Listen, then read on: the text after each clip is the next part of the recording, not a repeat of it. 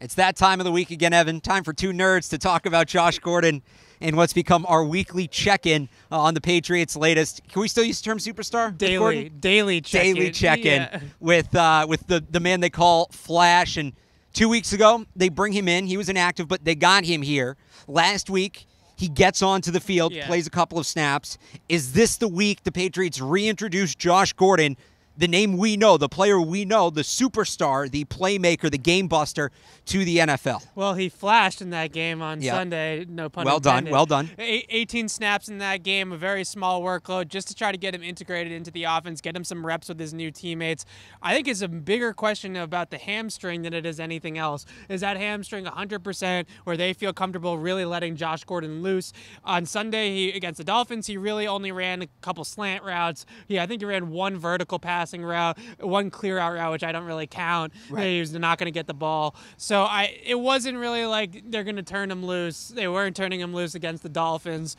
I think that this week we see a slow kind of and steady improvement from Josh Gordon in terms of his workload and his route tree. So this week we might see a little bit more. The next week we'll see a little bit more. And then maybe around week 6 or 7 is when we really see Josh Gordon. Rob Gronkowski's status is up in the air for this game, and we have another video on that up on the CLNS YouTube page and on our Twitter at Patriots CLNS. But assuming that he's either severely limited or is not playing, how does that affect the usage of Josh Gordon? Does he become that number one target with Edelman? We know Brady and Edelman, their relationship, but Edelman's still working his way back, and he's not a guy you're throwing down the field to. Does Gordon become that premier down-the-field target if Gronk can't go? I think it all depends on how this game goes from the get-go with the Colts. Okay. So I'm going to be honest with you. The Patriots should win this game going away against Indianapolis. They're going to be 10-point favorites, it seems like, in Vegas. I think that number is about fair for what the two teams are. The Patriots are just the more talented team. They're the veteran team, especially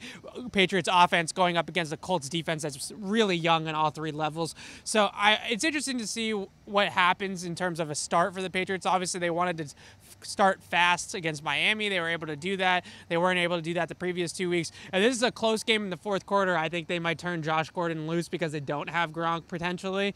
But I don't think that we're going to see them do it right away. I think it's going to be a slow burn.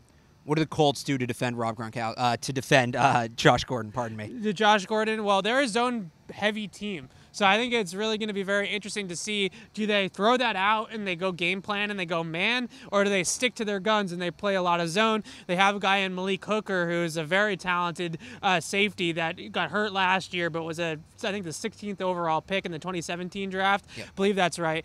And he's kind of got a lot of... He's not Ed Reed, but he's gotten a lot of Ed Reed type comparisons. More of a ball hawk center fielder, great instincts, great ball skills, not a matchup guy. They don't really have a matchup guy for Josh Gordon on the outside, really, but I would say that Malik Hooker sees a ton of roll coverage over the top of Josh Gordon, and he's kind of the lurker at the back end of the defense that's making sure that Gordon doesn't have one of those big catches.